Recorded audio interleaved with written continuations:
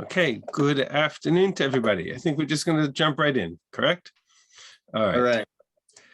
So I'm just going to temporarily put everybody on a mute and allow you to unmute yourselves to ask questions if need be. I'm hoping that we'll have a few minutes at the end of class today to leave for some questions. I appreciate those who were with us last week, and kind of last week was a sort of an explosion of sources and information that I threw out at a top speed, and I apologize for that style of presentation. It's not usually how I like to do the class. It's just that I wanted to establish a certain frame of reference right from the outset. However, I've been giving some thought to both the material and the sources. And I would like you, if you don't mind, I'm going to do some housekeeping right at the outset. With Rabbi Kelman's permission, I'm going to ask you to book off one extra week for the series. So it was originally scheduled to be a 6-week series. If you don't mind, schedule into your calendar one extra week so that I can, slow down a bit. In today's presentation especially, I sort of squeezed 2 topics into one. And I'd like to spread them out and do them slowly and engage and have some time for questions. And so it will be much easier if we schedule an extra class. Unless we find that we're going faster than we need to, and we catch up, but I would from the outset like to ask a special permission to schedule a 7th week. So just the first week after Shavuos to continue, so that I know that I have the time to address the question carefully.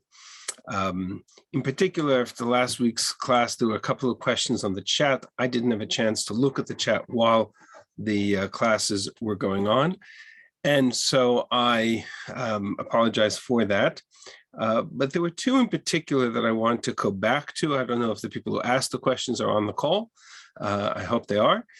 One was my reference to the Or HaChaim HaKadosh, as the Or HaChaim HaKadosh, meaning when I quoted the source reference of the Or HaChaim, I added the accolade or the description of Or HaChaim HaKadosh. Somebody put into the chat the question as to why we would attribute the word HaKadosh to that particular commentary and not to any of the other commentaries, the Ramban or etc. And certainly that was not to detract from any other commentary and status of any of our classic Mefarshim. It's just that over the course of time, his students, his Talmidim, because of his Kabbalistic orientation, etc., sort of describe him, or that's how he's known to by his followers and by his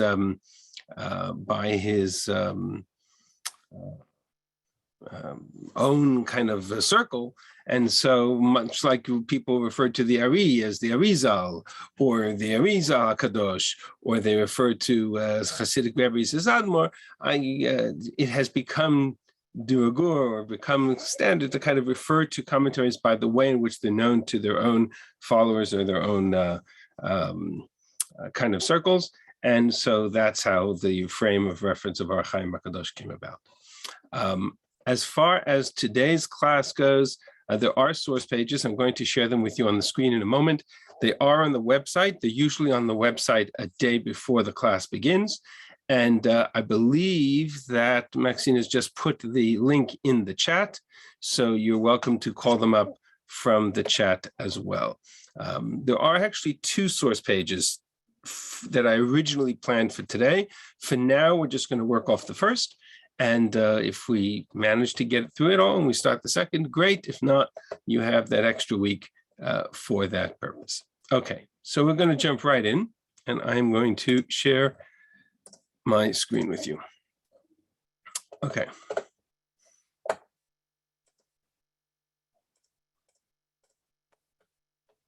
Okay.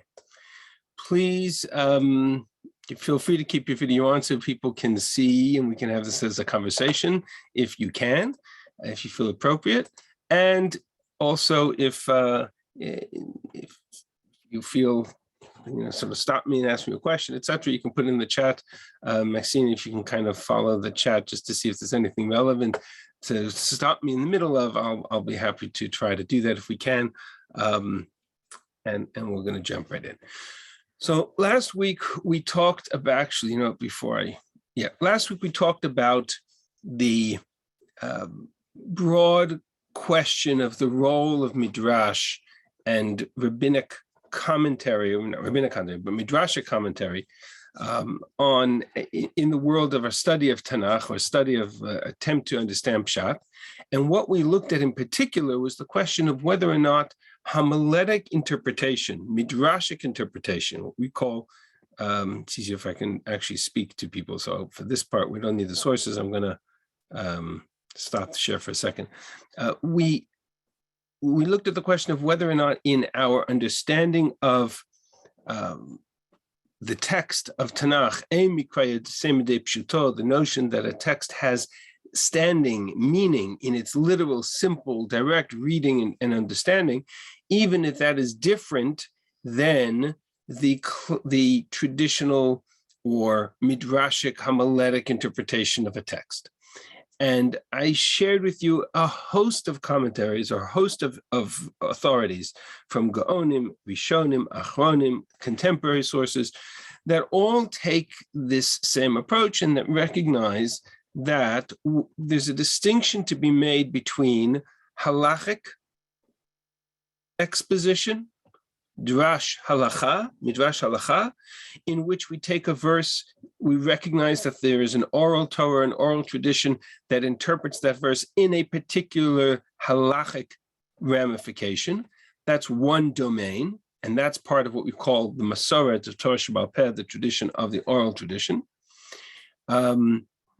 And the second, which is homiletic midrash, which is the domain of textual interpretation for homiletics, for musar, ideas, values, concepts, etc., but that is not necessarily halachically binding. And the suggestion that the rabbis had a tradition, they had a masoret, they had a link, they had a methodology of interpretation that took them all the way back to Sinai in terms of the divine origin of halachic interpretation. They did not have such a masoret when it came to homiletic midrashic interpretation. The textual analysis of midrash agadah was left up to individual rabbis and their insights for that moment, more often for the sake of the lesson involved and less for the literal reading or pshat of the text. And that opens up the option, we're going to explore that option in much more detail today, and it opens up the option for commentaries to offer alternative reading of the text than appears in the Midrash. Were it so that all interpretation of text had to follow the understanding of the rabbis of the Talmud or the Medvish, even in homiletic context, there would be no room for creativity in terms of new insights, new applications, new interpretation that's not in the Midrash. And that's really the big divide, the foundational piece of what we're suggesting, which is that there is room for originality, there's room for insight, there's room for literal reading, there's room for interpretation within limits, and we're going to talk about what those limits are, for the text outside of the domain of rabbinic midrashic material. Somebody asked the question as to whether or not there's a distinction in this regard between what's in the Talmud and what's not in the Talmud. Not really, because what's in the Talmud is both halacha and homiletics. That was why I shared with you the comment of the Shmuel Hanagi, the introduction to the Talmud, who says there's both halacha and agadah in the Talmud. There's also halacha that's not in the Talmud that appears in the Midrash halacha or in the Tosefta or the Breita, other halachic works, and that are often quoted by the authorities in halacha.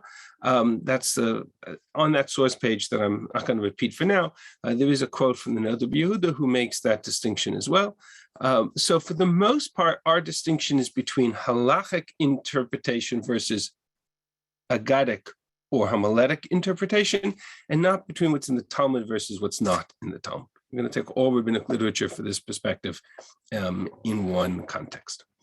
All right, that brings us to part 2 of this discussion, which is this question. The phrase that we shared with you last time, which is "Ein mikra yotzei midei pshuto," it's a phrase that appears in the Talmud.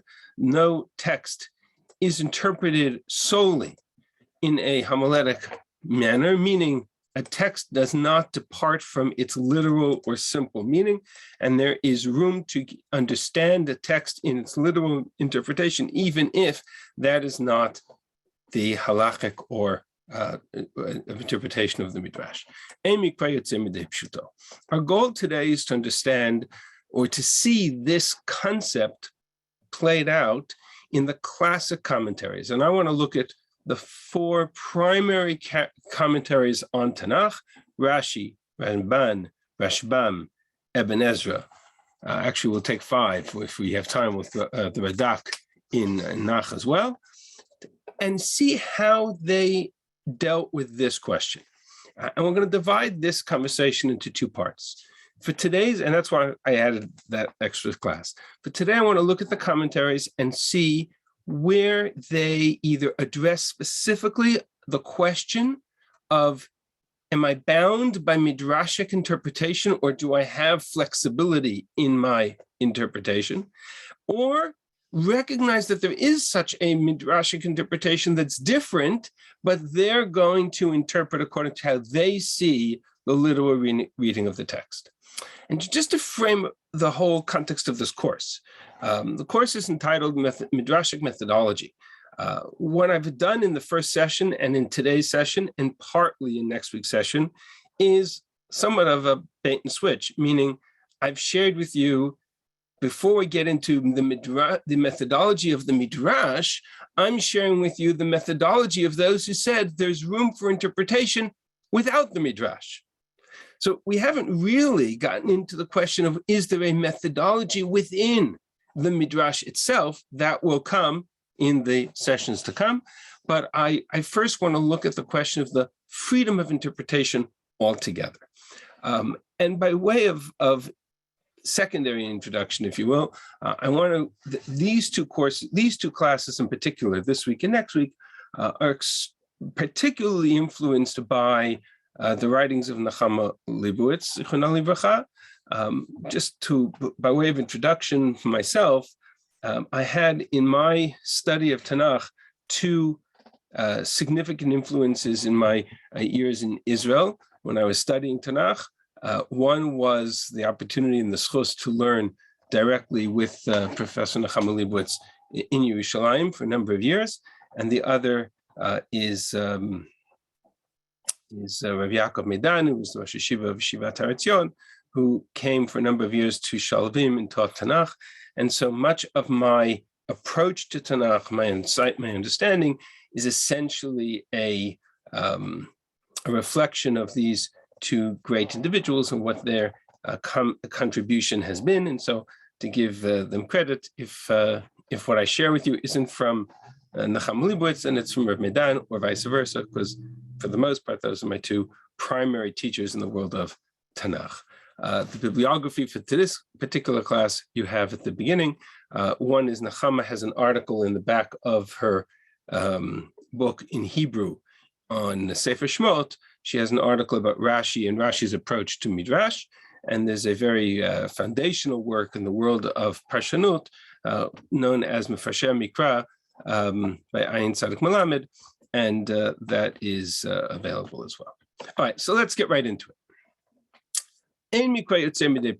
What I want to explore are the commentaries of the classic commentaries and how they dealt with a moment of conflict between how they saw the text as a pshat orientation versus how they recognized that there was such a thing called the Midrash that offered a different interpretation. And much of what we said last week is now going to be reflected in the writings of the commentaries themselves. So we're going to start with Rashi. Here is the first source. Rashi is based on this pasuk. I've kind of given you the text upon which Rashi's comment appears, and then the comment of Rashi itself. So the pasuk in Perek Gimel of Bereshit says, "Vayishma'u et kol Hashem Elokim mitalech bagan." They heard the voice of God walking in the garden, mitalech bagan. L'ruach hayom, in the midst, in the broad daylight, in the middle of the day, vayitchaber adam, and then they went and hid. So Rashi makes the following comment: Vayishma'u, they heard the voice of God walking in the garden. Yesh midrashe agada rabim. There are many agadic midrashim. Ukvar sidrum rabbeinu hamechonam beBereshit Rabbah u'b'shar midrashot, and our rabbis already ordered them and organized them in this work known as the Medvish Rabbah and other midrashim. And here's one of the most important methodological statements of Rashi: V'ani lo bati ela lipshuto shel mikra. I have come only to teach the simple meaning of the text, the direct, literal meaning of the text. Pshuto shel mikra, pashut, simple. And so from that perspective, Rashi is telling you that he considers himself a pashtan. He considers himself one of those a commentary whose goal is not to teach homiletics or philosophy or midrash, but to teach me or to understand the pshat of the text. However, Rashi was keenly aware that he also includes many midrashim in his interpretation. In fact, I would say most people are familiar with most midrashim from Rashi's commentary.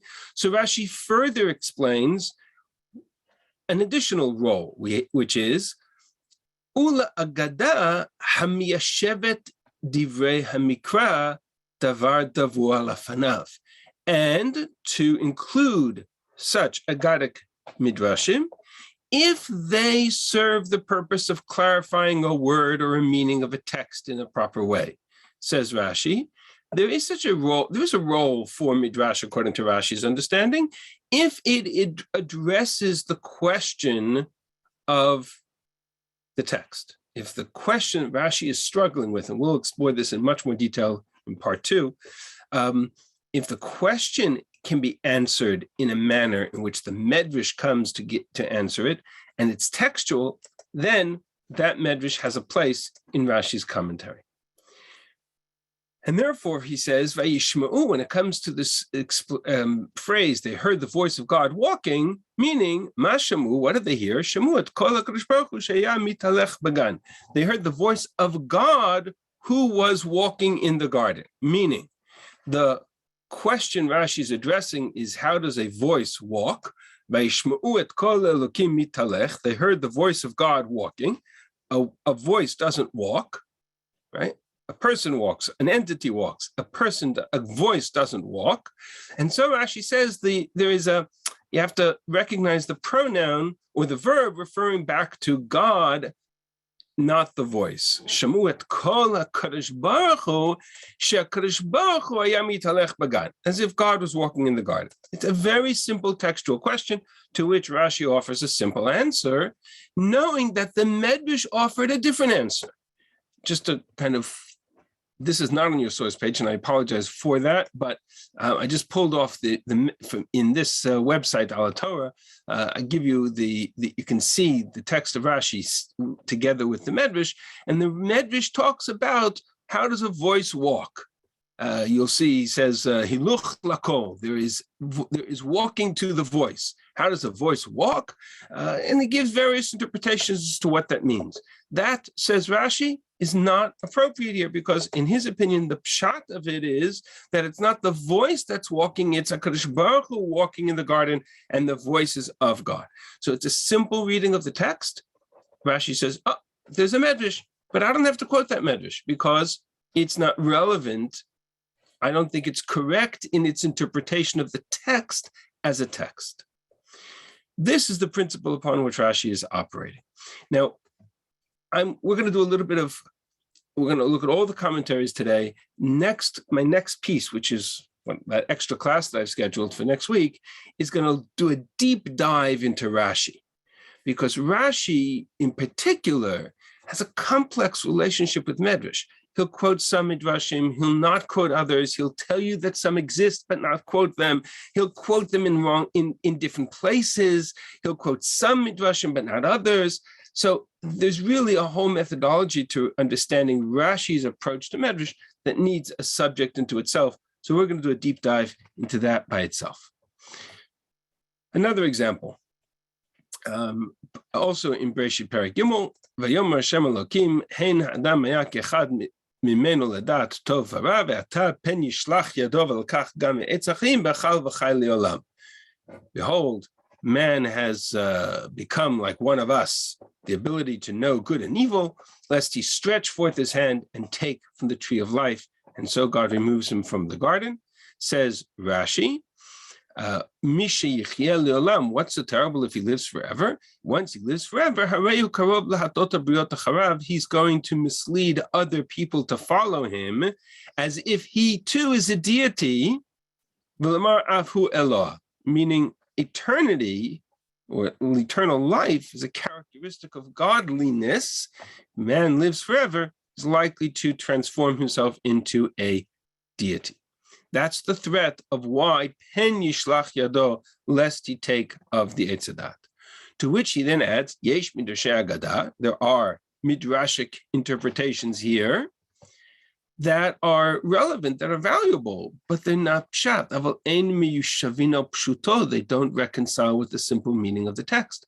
And so I'm offering a different interpretation that's not in the Medvish, but that's okay, because after everything we said last week, I can. It's okay. And that's essentially what Rashi is doing here. Similarly, in the last example, Bereshit Perek Gimel, Cherev Mitapechet, the sword, the fiery sword that the Malach had went to guard the entrance to the Eitz HaChaim, to the tree of life. Rashi similarly makes the comment, Midrashei Agada yesh, there are Midrashei Agada, there are these Agadic Midrashim, Va'ani eni ba ela lipshuto, but I am coming only to explain the simple meaning of the text. So what I've given you here is 3 examples where Rashi acknowledges the existence of a medrash, but chooses to ignore it, chooses to offer an interpretation that's different because in his opinion, the medrash misses the mark of what's considered pshat, and Rashi offers a different meaning. Now, you'll ask me a critical question, which is, what defines pshat? I don't know if anybody's been bothered by that question. I've been avoiding it carefully up until now. But that in and of itself, the question of what defines pshat, when the Gemara tells us that there's a pshat to every text, to every verse, that is in itself the quest of every commentary. The quest of every commentary is to try to explain pshat, when the most of what we call the pashtanim, or the classic commentaries that are looking to understand pshat, but it is, there is no clear, consistent answer to that question. If there was, then you wouldn't have multiple interpretations or commentaries. There's a lot of ambiguity in the text that leads to different interpretations of the commentaries themselves. I'm going to give you the simplest formula for that I like to use when I teach to understand the at least the approach to pshat, which is that pshat is to look at text in context. The litmus test of whether a pshat fits or works is whether or not the interpretation of the text fits the context in which that verse appears. Very often, a medrash will take a phrase or a word and interpret it independent of anything else, independent of the milieu or chapter or story, just to learn the lesson. And that's why we call it homiletic midrashim, and not necessarily worry about the context of the verse. That is the prerogative of a midrash. When it comes to pshat, our desire is to understand text in context. And here, 3 examples where Rashi says, there is a medrash, but I'm looking for pshat, and therefore going to avoid that reference. But of course, Rashi was very influenced by Midrashim. Rashi quotes many Midrashim, and many of the commentaries that we have on Chumash, Rashbam, Ramban, Ibn Ezra, Radak, many of the classic commentaries, they will all start from the anchor point of Rashi's interpretation and address, okay, does it work? Does it not work? In their opinion, is there a pshat that's closer to is there an interpretation that's closer to the pshat in their opinion? But Rashi is always the anchor point for all of these discussions. And that is seen most directly in the commentary of the Rashbam. Rashbam, as I shared with you, I think last week, was Rashi's grandson.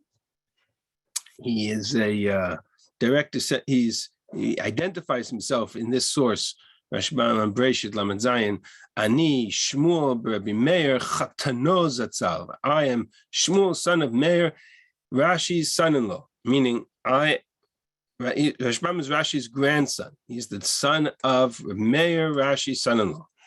So Rashbam, as Rashi's grandson, had a unique perspective to Rashi.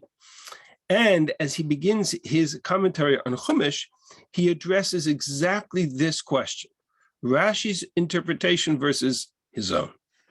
And so in this introductory statement of the Rashbam, he makes the following comment. On the Pasuk Ela told it Yaakov, Yaskilu v'yavinu ohavai, listen, understand, my beloved, shekol ma shelimdunu rabotenu. By the way, I have issues with this translation. I pulled this off a website. I'm not sure I agree with the way it's translated here. I'm going to translate it freestyle. Kol ma shelimdunu rabotenu, ki ein mikra yotzei midei pshuto. When our rabbis taught us that there is a simple meaning to every text, despite whatever its halachic interpretation is.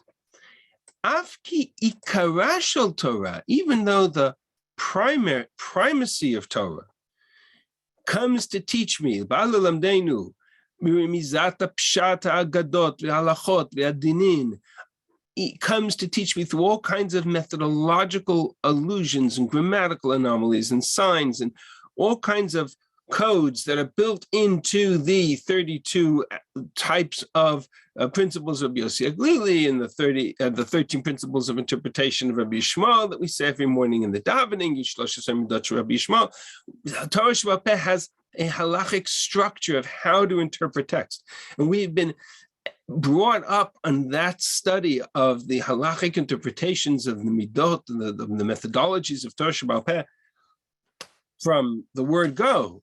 Therefore, harishonim mitoch chasidutam nitasku lintot acharei hadrashot she'enikah. Therefore, it's understandable that early exegetes, meaning early commentaries in Tanakh, because of their piety and because they relied so much on their study of drashot in terms of halacha, they were not really accustomed to the study of pshat. It was sort of an abandoned field, if you will. And therefore, mitoch kach lo hurgalu kol kach b'pshutan shel mikrot. And he says, even Rashi, gam Rabbeinu Shlomo, avi imi, my grandfather, my maternal grandfather, Meir Enei Agola, who illuminated the eyes of world Jewry in his commentary, Shepiresh Torah Nevi'im Ketuvim, he explained and wrote commentaries on the entire Tanakh. He wrote the commentary on the entire Talmud as well. Natan lev lefaresh pshuto shel mikra. Rashi, as we saw in Rashi's own words, had intended to interpret the text in accordance with its simple meaning. And here comes the bombshell of the Rashbam. V'af ani Shmuel b'Rabbi Meir chatano. I, Shmuel b'Rabbi Meir, his grandson, meaning son of Rabbi Meir, his son-in-law.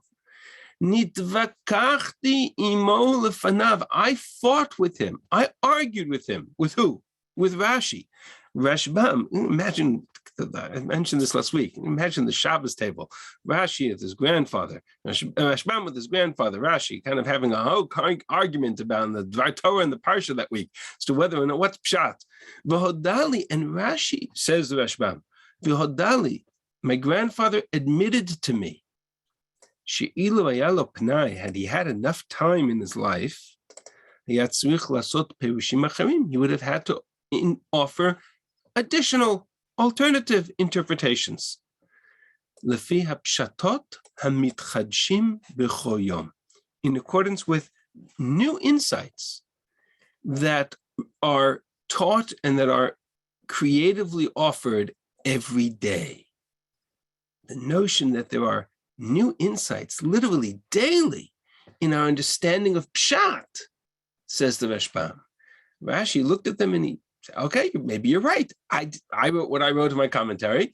There are other possibilities. So Rashbam is telling me that in his opinion, even Rashi would admit that sometimes he relied too heavily on Midrashim and that there are other newer, more literal pshatot hamitchadshim, newer insights into the text every day.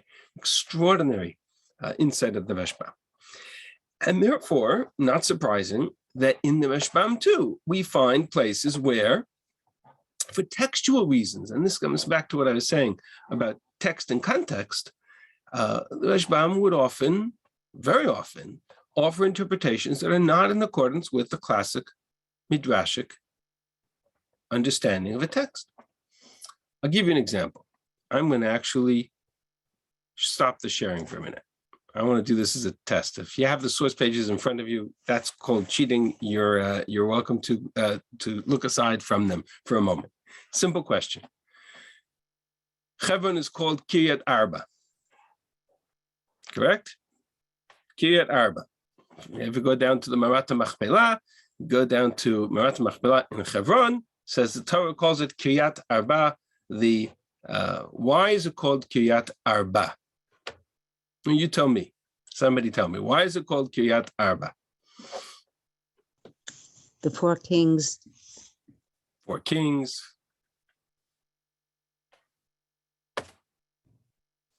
Anybody else?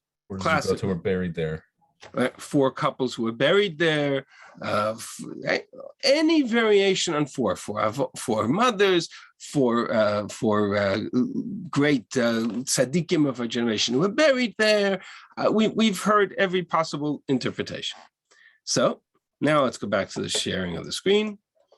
And here's the Medvish. Here's the Medvish. It's a Medvish in Breshit Rabbah. Batamot Sarah b'Kiryat Arba. Arba means four. Arba'a Shemot Nikru'ula. It had four names. What are the four names? Eshkol, Mamre, Kiryat Arba, and Hebron. This city had four names. Kiryat Arba is one of them. And why is it called Kiryat Arba? Shedaroba Arba Tzadikim, because there were four righteous men who lived there. Ane Eshkol, Mamre, Balei Brit Avraham, who were the partners of Avraham and Avraham. And there were four great people who had their bris there. Nimolu Ba'arba Tzadikim, Avraham and Eshkol, Mamre. Alternative Kiryat Arba, because there were four tzaddikim, four righteous people who were buried there. And they are Adam, Rishon, Avram, Yitzchak, and Yaakov. Or because the four mothers were buried there, Chava, Sarah, Rivka, Leah. There you go. So you have all the interpretations that we offered moments ago. Says the Rashbam, why is it called Kiryat Arba? None of the above. He says it's called Kiryat Arba because Shem Ha'ish Arba. Because the name of the person whose field it was, whose land it was named Arba. That was his name. I don't know why he was named. His mother called him Arba. That was the name his mother gave him. How do I know? Because there's a pasuk in Yoshua that says that the Shem Chevron, the name of Chevron beforehand was Kiryat Arba, named after Ha'adam Hagadol Ba'anakim, the great man amongst the Anakim. His name was Arba. And so it's called Kiryat Arba. Similarly, in Yoshua Perek Tedvav, we have a similar verse, Kiryat Arba Avi Ha'anak. Kiryat Arba, Arba was the father of Anak. So says the Rashbam, why do I need to jump to a Medvish about four when the text is simply referring to something which we know, text and context, namely that Arba was the name of a person. And so the Rashbam suggests Kiryat Arba because that was the name of the person whose land it was. Now, does that negate the meaning of, for us, Marat Machpelah and who's buried there? No, but we just need to recognize that who's buried in Marat Machpelah, other than Abraham and Sarah and Yaakov, etc., right? Adam and Chava, the fact that Adam and Chava are in Marat Machpelah doesn't appear in the text anywhere in Tanakh. So that's a Medvish. Now, might be correct, we don't know, but it's not based on a text. And that's a very important distinction. So he says, Rashbam, let's separate Pshat, text and context, from Midrash. It doesn't even quote the Medvish. Another example. Yitzchak went out, lasuach. I have not translated this word. I'll share with you an observation about translations in a moment. Towards the evening, and he lifted up his eyes, and there he saw the camels coming with Rivka. The reason I haven't translated this is because, actually it was translated, and I took out the translation. Something I learned from Nachama Libra, she drilled into us time and time again. One of the problems with translations is that there's no such thing as a translation that's not a commentary. You cannot translate objectively without commentary or insight or bias. It's not possible, because the definition of every commentary is translation. The very earliest commentaries we have on Chumash were translations, Unclus, of Sadyagan. Because the moment the text is ambiguous, then I resolve that ambiguity in my translation. And so it's so important to come back now. Again, original text may not be something we all master, and so we sometimes default and rely on translations. That's by necessity. But where the ambiguity is part of the conversation, we have to be very careful. So here's an example. Yitzchak went out lasuach basadeh. What does the word lasuach mean? So the Gemara has a very clear interpretation. Yitzchak, says the Gemara, Tiken Tfilat Mincha, instituted the prayer of Mincha. We know from our sources, from the Gemara and Brachos and our tradition, that the three main tefillot of the day are attributed to each of the three forefathers, Abraham Shachris, Yitzchak Mincha, Yaakov Ma'ariv. Yitzchak, says the Gemara, established the afternoon prayer, as it says, Yitzchak lasuach basadeh, lifnot erev. And what does the word suach mean? Sicha, which means conversation. Tefillah, as it says, Tefillah la'ani ki ya'tov, the prayer of the afflicted when he is faint.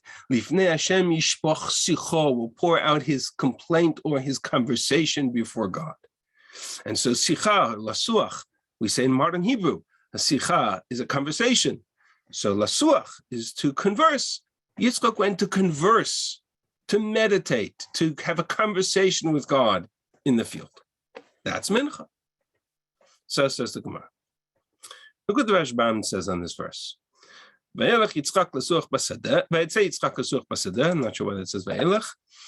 Rashi, it says the Rashbam, as it says, v'chol siach hasadeh ayin ki adam ki. The pasuk in Bereshit that talks about the siach hasadeh that had not yet come out of the ground, because Adam ayin, the man had not yet been created to till the soil.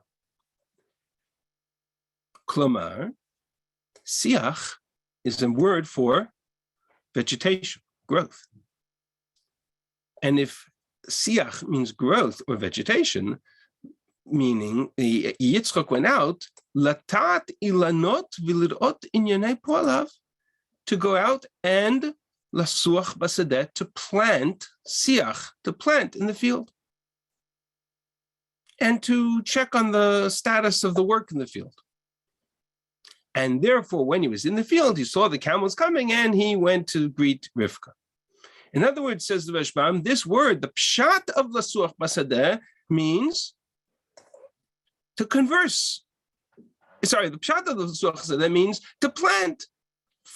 And the indication, if the word lasuach has two meanings, either to converse or to plant, what word in the text tells me which is the more pshat-oriented interpretation or translation? Is lasuach to plant or is lasuach to converse? Which is the giveaway guide, says the Rashbam, to the correct interpretation? The word basadeh, because it's more appropriate for vegetation, for planting in the field. That's what you do in the field, is you plant. Yitzchak went out lasuach basadeh, to plant in the field. Says Rashbam, pshat in text and context. The pshat here is to plant, not to converse, not to pray. Now, I need to stop here and ask a question. Does that mean that the Rashbam didn't daven mincha? Because he disagreed with the Gemara that says that the mincha is sourced in this text?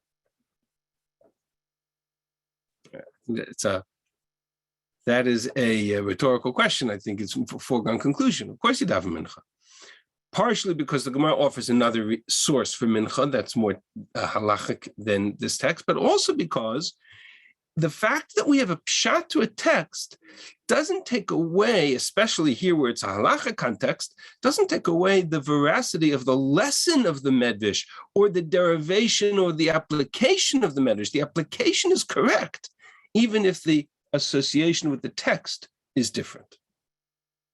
So I can still link mincha to Yitzchak homiletically, and I'm still going to daven mincha. But if I come to understand the pshat of the text, my focus is going to be on the text in context, which in this case, the Rashbam says, lasuach basadeh means to plant or to plant vegetation in the field. Okay, that's another example. How much time do I have? 12:42. I'm going to more or less skip the last example. It's a little bit of a longer one. I'm just going to reference it for you. Who sold Yosef as a slave? This is a very famous piece. This is Nechama writes this up in one of her Yunim. Who sold Yosef as a slave? Traditionally, every Medvish in the book says Yosef was sold as a slave by his brothers. Even Yosef says to his brothers, "You sold me, Hashem macharta motiena." But if you look at the story, there's a confusion in the text itself. If you look at this text in Breshit, it says that the actually, let me pull up that text for a second. It might just be easier to see it.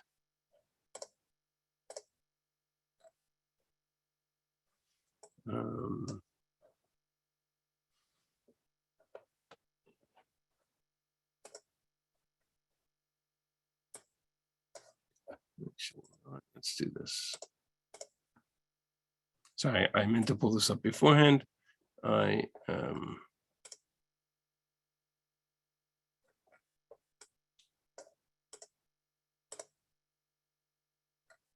Why is this going? What happened to this? Oh, I know. There we go. Okay. Breshit, Perek Lamed Zayin. Come down to the end of the story. Brothers are sitting and they're having a whole conversation about Yosef. What are they going to do with Yosef? They're sitting and talking about Yosef, and they call him the dreamer. They took off his coat. They threw him into a pit. They threw Yosef into a pit, an empty pit. And then they sat down to eat. They lifted their eyes and they saw a caravan of Ishmaelites, or Chat Ishmaelim, Ba-Migilad. And their camels were carrying all kinds of, they're clearly going down to Egypt to sell their wares. So Yehuda comes up with a brilliant idea. What benefit do we have if we kill our brother? Let's sell him to the Ishmaelites, and our hands won't be against him. We won't have. He's our brother. We won't have to do anything. His brothers listened. So Midianite men came who were merchants. Vayimshechu ve'alu et Yosef min habor. They raised Yosef from the pit. Vayimkru et Yosef le'Ishmaelim, and they sold Yosef to the Ishmaelites for 20 kesef. So Rashi understands this pasuk exactly how we traditionally have always understood this pasuk, namely, we're dealing with Yishmaelim, and suddenly we have Midyanim. Where did they come from? So Rashi says that he was sold many times. The brothers, Vayimshechu, the brothers, picked Yosef out of the pit, sold him to the Midianites. The Midianites sold him to the Ishmaelites. Says the Rashbam, wait a second, that's not what it says. What it says is, V'yavru anashim Midyanim socharim, Midianite men came by, and they, Vayimshechu, to whom is the pronoun? This is what we call a classic example of an ambiguous pronoun. To whom is the they, the pronoun? Vayimshechu ve'alu et Yosef ben habor. They raised Yosef out of the pit and sold him to the Ishmaelites. Who's the they? Every Medvish, every commentary says, almost every, says that the they is the brothers. Says the Ramban, wait a second, the Midianites came, and because the brothers were sitting and eating bread, they were far away from the pit. They obviously moved away from the pit so they wouldn't hear Yosef screaming. And in the meantime, Kodem Shabao Ishmaelim, before the Ishmaelim could have a chance to come, Avru Anashim Midyanim, another group came, Midyanim, others, and they took Yosef out of the pit, and they sold Yosef to the Ishmaelim. Which, says the Rashbam, explains why in the next pasuk, when it says that Reuven went back to the bor and he couldn't find Yosef, he tore his garment and he comes back to his brothers and he says, where is Yosef? Meaning the brothers never sold Yosef. The brothers took him in, threw him into the pit. The brothers didn't realize that the Midianites had come in the meantime and took Yosef out of the pit and sold him to the Ishmaelites. And so the brothers never knew what happened to Yosef. It's a totally different take on the entire episode of Yosef in Sefer Bereshit,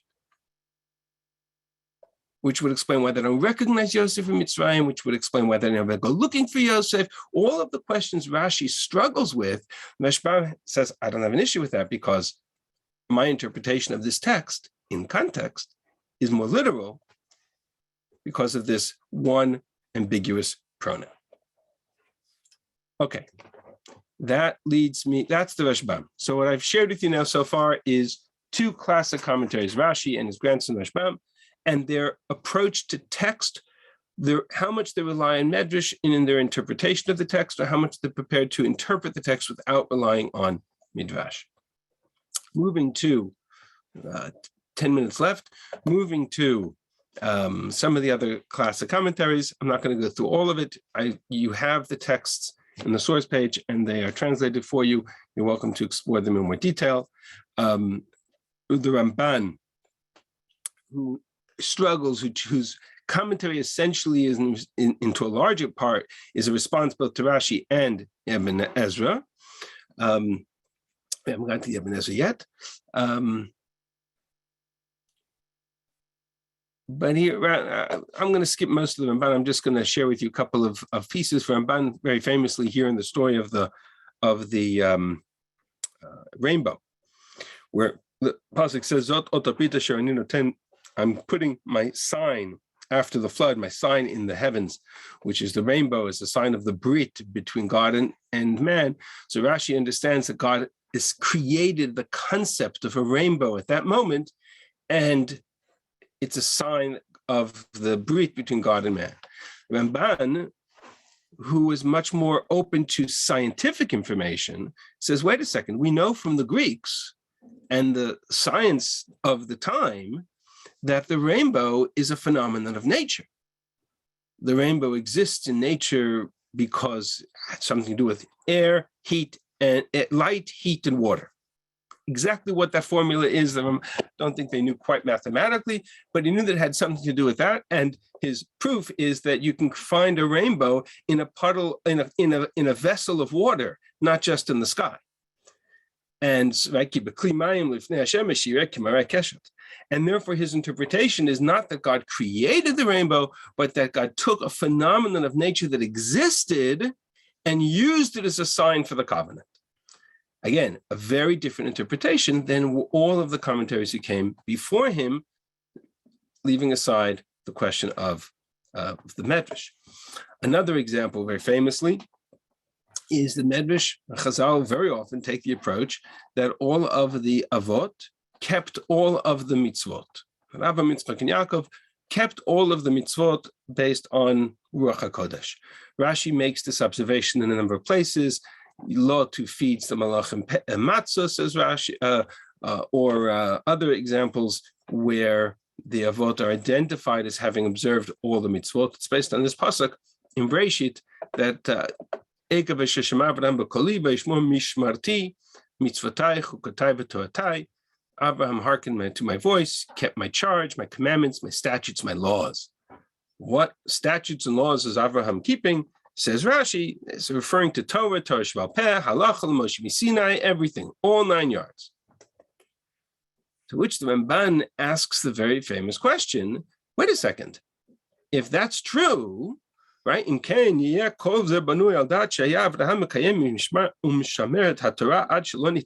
this assumption that Abraham fulfilled all the mitzvot of the Torah before the Torah was given, how could Yaakov have created a matzeva, which is prohibited by the Torah? How could Yaakov have married 2 sisters, which is prohibited by the Torah? How could Amram marry his aunt, which is prohibited in the Torah? How could Moshe have established 12 matzevot by Ma'amad HaSinai, which is prohibited by the Torah? On and on and on. That doesn't make sense. And so he says that the pshat is that the avot didn't keep 613 mitzvot. They kept the mitzvot that were given. The 7 mitzvot b'nei Noach, the command of the conversation that appear in the conversations between God and the avot. God says to Avraham, lech lecha, so that's a mitzvah that he kept. The Akedah, that's a mitzvah that he kept. Emunach and Barachum, compassion to emulate God, halachta b'dvachav, to walk in his ways, takal mishpat, that's a mitzvah that appears in the Torah in Bereshit. Mila, that's a mitzvah that he kept. But they didn't keep Ruach HaKodesh, were not obligated in mitzvot that didn't exist yet. That is a classic example of an approach to pshat versus a classic anchor appears throughout the Medvish that the avot kept all the mitzvot and therefore attribute to Avram, to Yitzchak and Yaakov all kinds of circumstances related to specific mitzvot that haven't been given yet. So that's another example. The Radak I'm going to skip for now because we are going to run out of time. It's 3 examples of a Radak, or 2 examples of a Radak in the case of the sale of Yosef. I'll just show you in the end of this source page. On the Radak, I gave you a series of quotes scattered throughout Tanakh in which the Radak is seen as offering an interpretation that is not in accordance with the Medvish.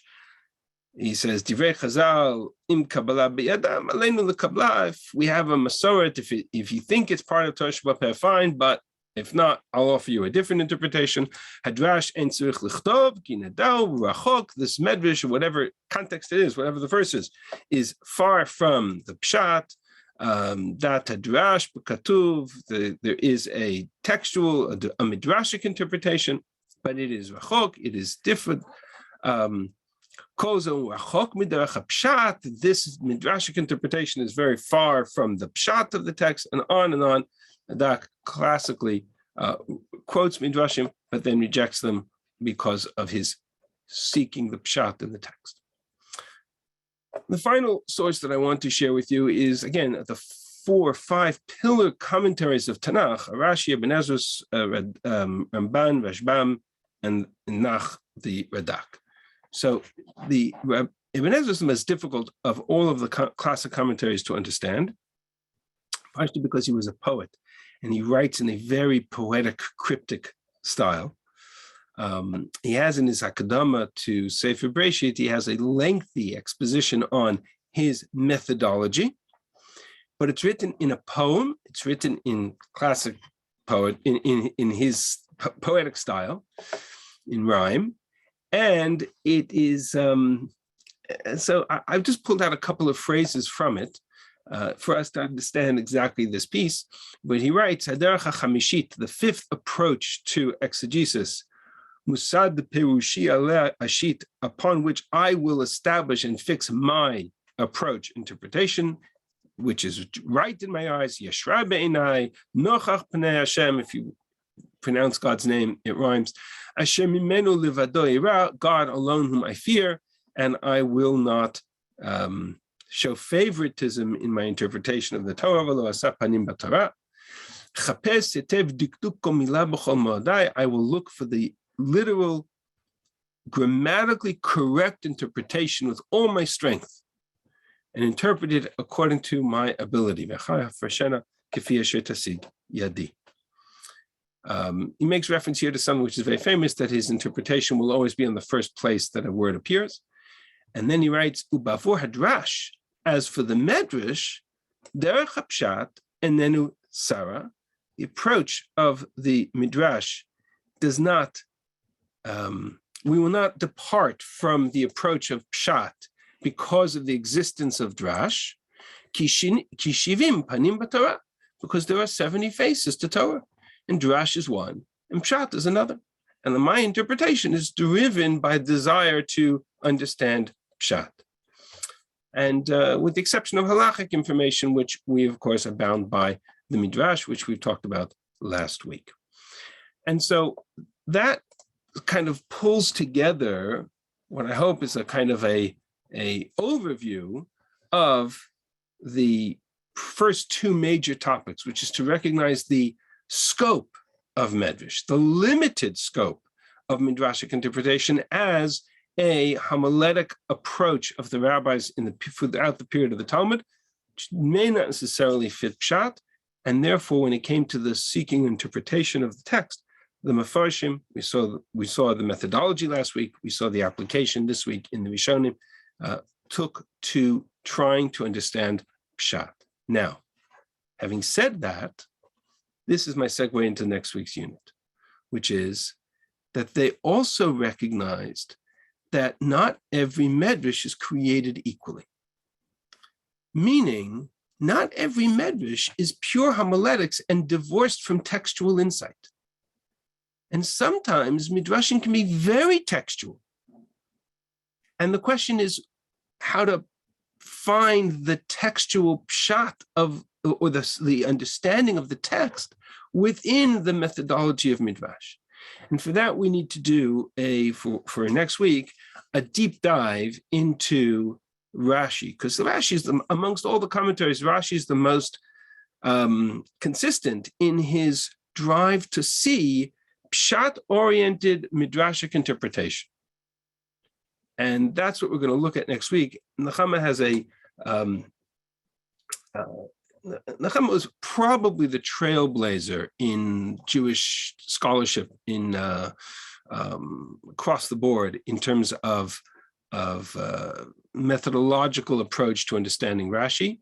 She has, besides what she's famous for, which is her books, her studies in Chumash, and her Gilyonot, which are questions that she wrote every week for 50 years, and people would write answers to her. She also wrote a university course for the Open University on Rashi's interpretation and the methodology of Rashi. It's a 2-volume set. And she wrote this magnificent essay called Understanding Rashi's Approach to Quoting Medrash. And so we're going to do a cross-section sampling of very basic sample examples of the methodology that Rashi used at times to quote Midrashim. And that'll be our segue into a deeper understanding, not so much of the limitations of Medvish, but now begin to understand, okay, what role is the methodology? Can the Midrashim play a role in our understanding of Pshat? As I said at the end of the class last week, Midrashim don't necessarily have to be taken literally, but they all have to be taken seriously. And so to take seriously, we need to address in our seeking an understanding of the text, what role the Medrash plays, and when to say, okay, we're going to work off this Medrash, versus when we're going to say, okay, we're going to leave this Medrash aside and offer a new insight. Okay, then I will stop and I will pause for questions. There's a couple in the chat, and I'm sure there are questions in the group. Yes, anybody have any question they want to throw out to the group? Now's your chance.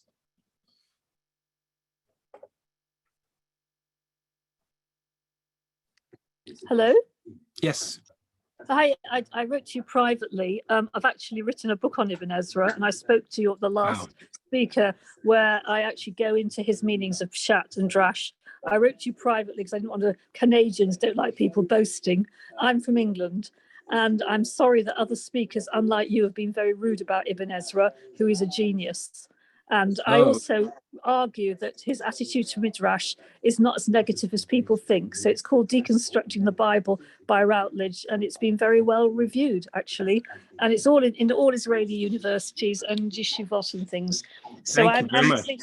I love your course. I think you're very good. Thank you very much. I appreciate that, and I appreciate the reference on the Ibn Ezra. He is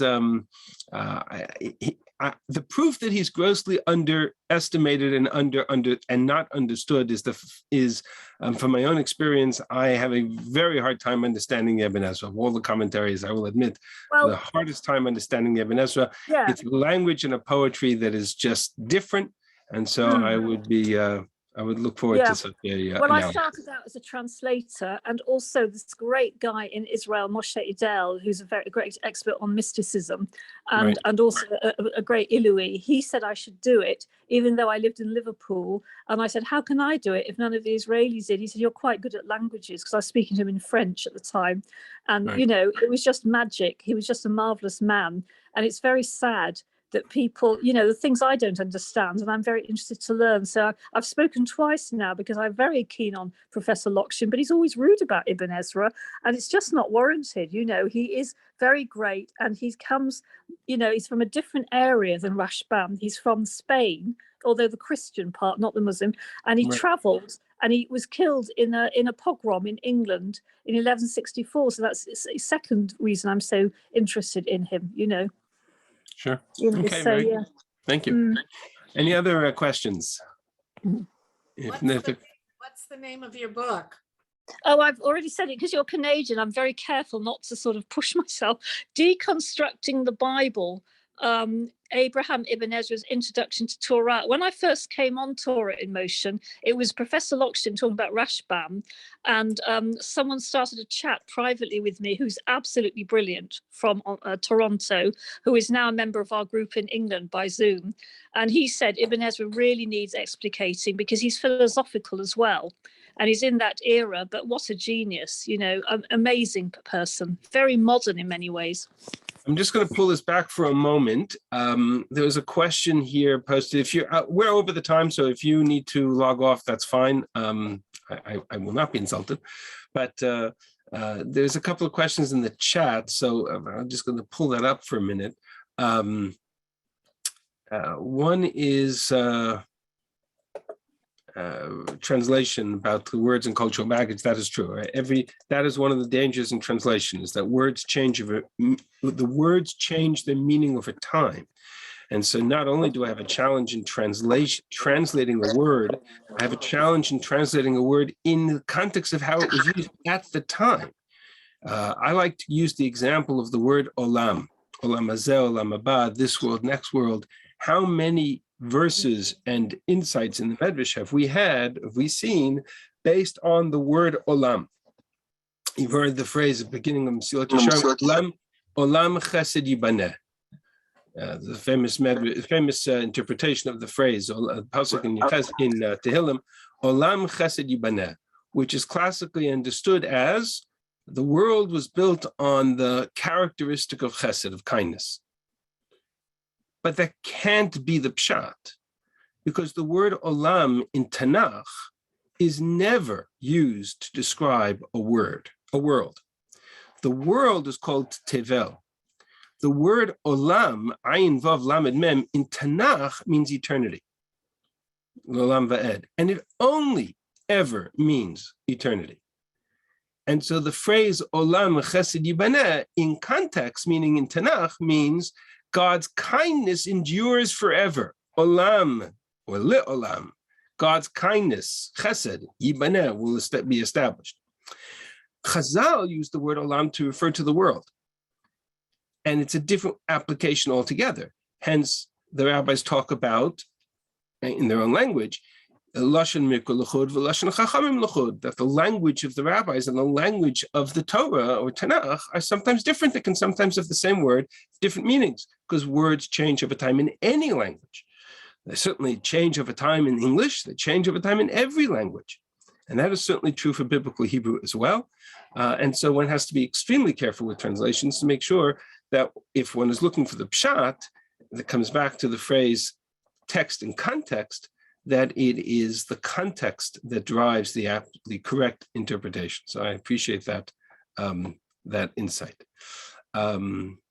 Okay, I'm going to stop here, and there are more questions in the chat. I'll try to look at them over the week, and if and try to address them at the beginning of the session next week if we can. All right, so I thank you all, and I will stop the recording here. And Maxine, if you can just save the chat and send that to me, that would be helpful. Do. Thank you. תודה רבה, יום עצמאות שמח. Gam lachem. All of you should have a meaningful Yom HaZikaron and a wonderful celebratory Yom HaAtzmaut. Take care. Amen. Thank you, Rabbi Shulman. Thank you.